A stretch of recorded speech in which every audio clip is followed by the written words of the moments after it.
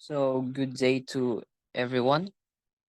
And today we're going to discuss about gravimetric analysis. But before we get into our discussion, let's discuss our objectives. Number one, to discuss the two different types of chemical analysis. Number two, to understand the principle of gravimetric analysis. And number three, to be able to perform calculation relating to gravimetric analysis. But before we get into our main discussion or our main topic, there are two types of chemical analysis, qualitative analysis and quantitative analysis. So in qualitative analysis, it involves determining what is in a sample. For example, the determination of water hardness of tap water in AUP.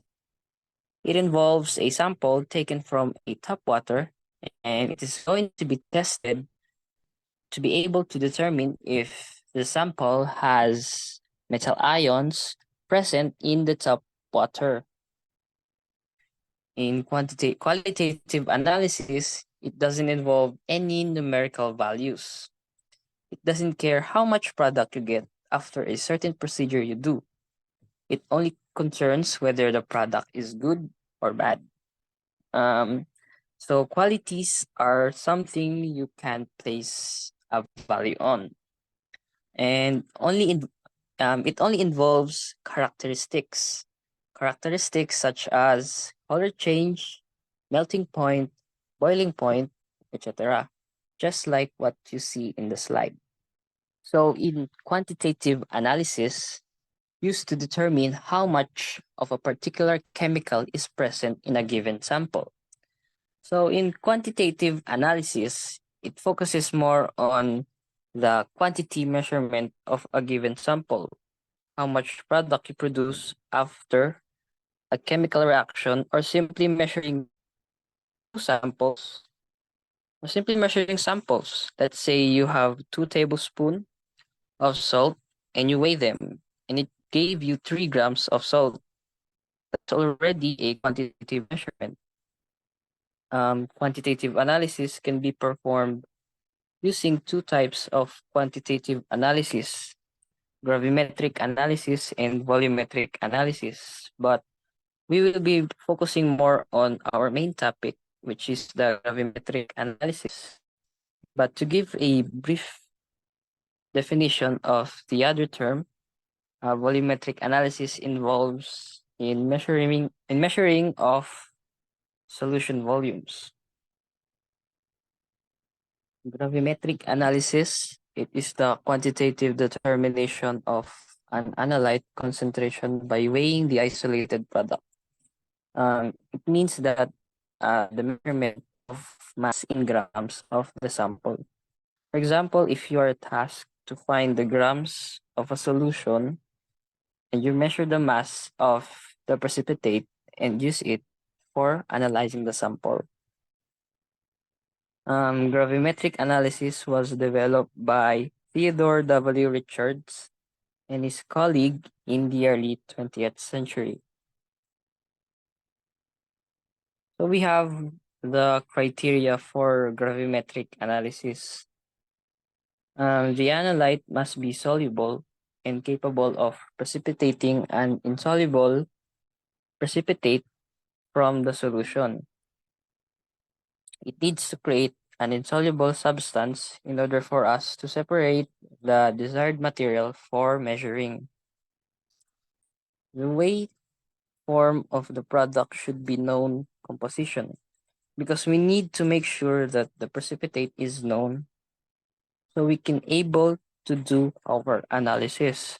And last, the product must be pure and easily filtered. Of course, the product should be separatable and pure for less margin of error. In gravimetric analysis, we have two different methods. The first method is the precipitation method. Determination of an analyte is precipitated by a precipitating agent. So the precipitating agent is a substance that causes for precipitation. The precipitate is a slightly soluble substance with a known composition. So here are some common lists of organic precipitating agent. So here are the simple and typical steps when doing gravimetric analysis. So the first step is weighing the sample to be analyzed. The first step involves weighing of the sample and pouring it into a container where it can be dissolved. And dissolving is the second step.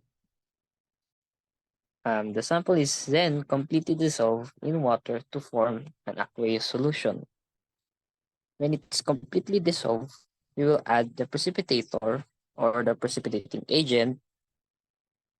So the substance will form a precipitate. It is advised that you add excess amount of the precipitator in order to get the maximum yield from the solution. And after forming the precipitate and the solution is poured in a filtration apparatus to be filtered using a gravity filtration to separate the precipitate and the aqueous solution. The last step will be the drying and weighing of the obtained precipitate for analyzation. But before we get into further topic, I will be bypassing these solubility rules for ionic compounds. As you can see in the slide, there are certain substances that are soluble in a solvent but can form insoluble substance when in contact with usually a heavy element. Like for example, all nitrates are soluble and all common bromides or simply all halogens are soluble except when bonded with silver, mercury, and lead. They can form an insoluble substance. Sulfates are soluble except bonded with group 2 metals such as calcium, strontium, barium, and lead. But all chlorates are soluble or perchlorates are soluble and etc. So here are examples predicting if a precipitation will occur. So for the first example, lead nitrate and sodium iodide reacts and form lead iodide and sodium nitrate. Usually, halogens are soluble, but with a heavy element like lead, it forms a solid substance we call the precipitate. While the sodium nitrates are spectator ions since they are soluble, the net ionic equation are as follows. Lead plus 2 iodide form lead iodide, which is the precipitate. For the second example, as you can see, there won't be any precipitation that will happen since both products are soluble in the solution. All alkali metals are soluble. Hydroxides are usually insoluble, but it has an alkali metal attached to it, making it soluble. There won't be any chemical reaction or there won't be any precipitate produced in this example. Next will be the particle size. In terms of particle size for precipitation, we have two kinds, colloid suspension and crystalline suspension.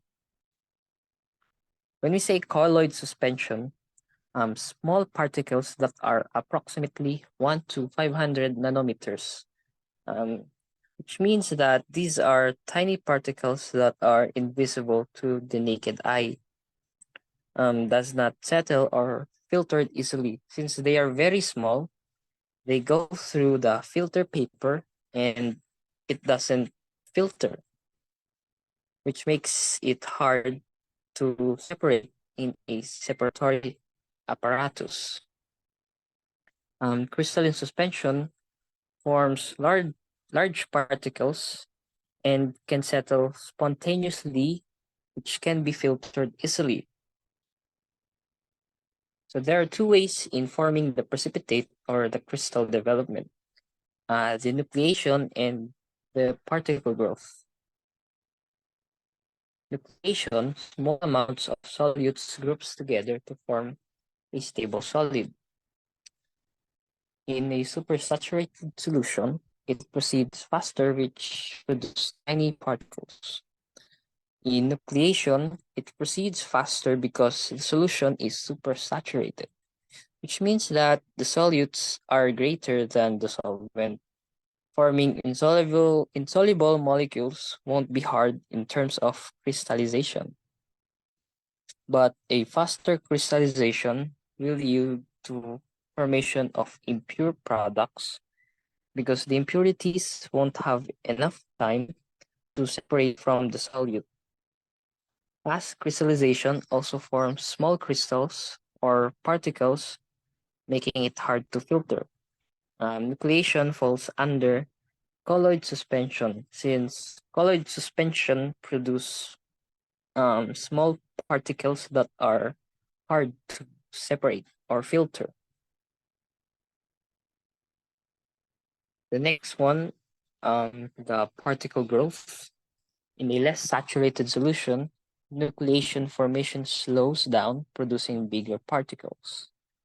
It is ideally best for precipitation because bigger particles means filter, easy filtration, and it is much more pure since the precipitate forms slowly. Particle growth falls under crystalline suspension. Now we go to the homogeneous precipitation, and the precipitate forms by slow generation of a precipitate reagent homogeneously. Particle growth dominates over nucleation, producing big and pure particles that are easily filtered out. Just like what I've mentioned in the previous slides, since particle growth dominates over nucleation, making pure particles and larger ones and larger particles. Coagulation of colloids. Coagulation means to come together.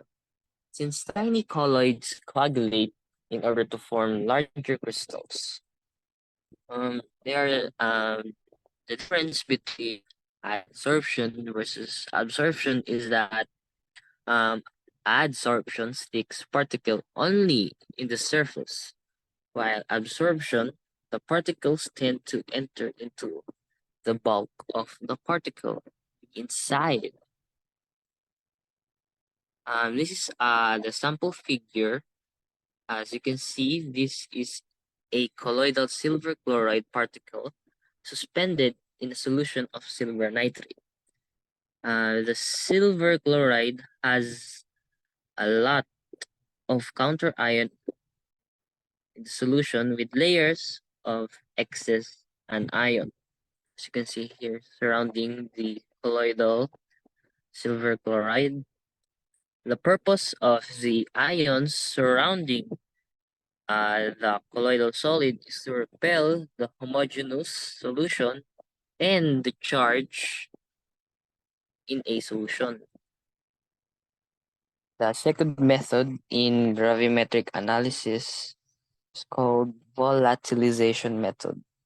It is also known as thermogravimetric analysis.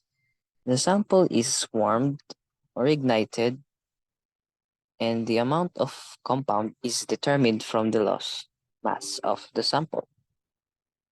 Now we proceed towards the problem solving of this lesson, gravimetric stoichiometry. Example number one, a 10 ml solution containing chloride ions was treated with excess silver nitrate to precipitate 0.4368 grams of silver chloride. What was the molarity of chloride ion in the unknown? On the screen is the net ionic equation. Pause the video if you want to answer. So this is the solution.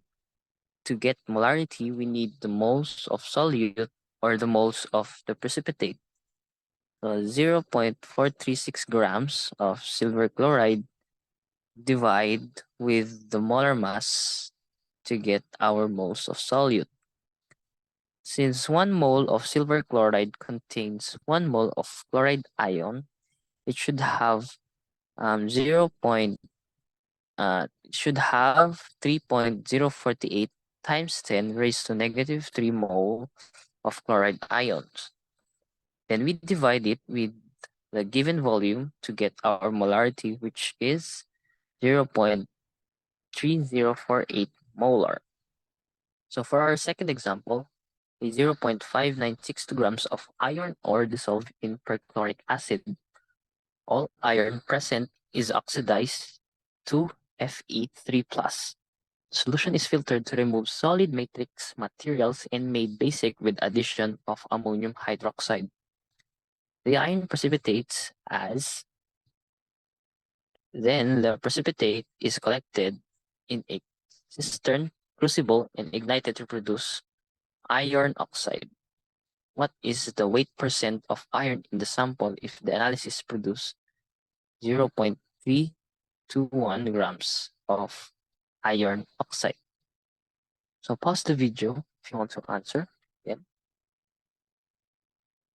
the first step is the same as the last example. Divide the molar mass of the analyte times the number of moles, then divide it with the molar mass of the precipitate. Then we multiply it with the given mass of the iron, which is 0.3210 grams, which gives 0.2245 grams of iron. And to get the percent yield of the iron ore, divide the actual weight over the theoretical, and multiply it with 100. The answer will give you 57.66% as the final answer. So this ends the discussion about gravimetric analysis. Thank you for listening and have a nice day.